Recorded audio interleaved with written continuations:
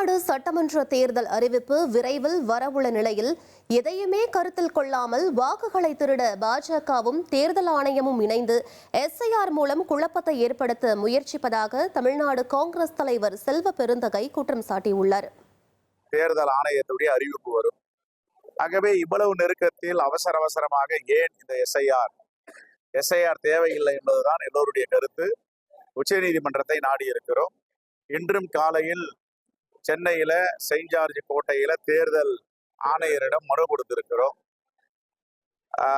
இந்த எஸ்ஐஆரை அள்ளி தெளித்தது போல் அவசர கோலத்தில் செய்திருக்கிறார். இவ பாத்தீங்கன்னா ஆசிரியர் பெருமக்கள் பள்ளிக்கூடம் முடிச்சுட்டு 2 மணிக்கு மேல போறாங்க.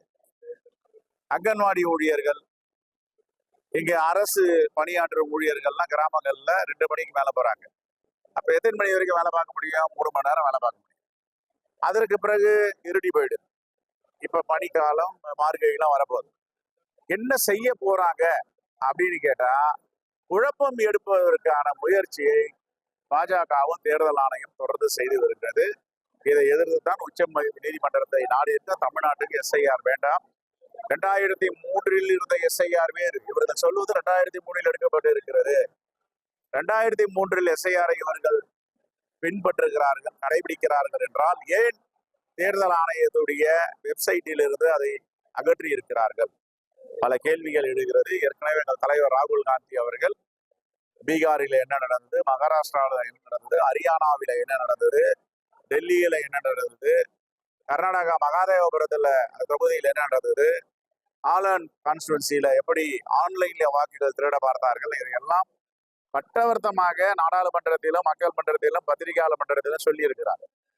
ஆனால் இன்னும் அவர்கள் அந்த முயற்சியை தொடர்ந்து செய்து வருகிறார்கள். திருப்பெரும்புதூர் வாக்காளர்கள், வாக்குச்சாவடி முகவர்கள் மட்டுமல்ல, தமிழ்நாடு முழுவதும் உள்ள வாக்குச்சாவடி முகவர்கள் உன்னிப்பாக கவனிக்க வேண்டும். தமிழ்நாட்டில் உள்ள வாக்குச்சாவடி முகவர்கள் எச்சரிக்கையோடு இருக்க வேண்டும். யாரும் வாக்குகளையும் யாரும் திருட அனுமதிக்க கூடாது.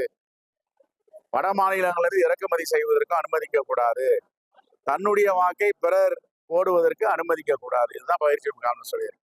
1,24,00,000 மனங்களை வென்ற தந்தி டிவி யூடியூப் சேனல். தவிர்க்க முடியாத தம்ப்நெயில்ஸ், கலக்கலான கான்டென்ட்ஸ்.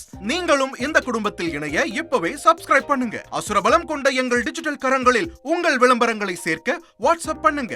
8939888378. Email advtthanditv@dttv.in.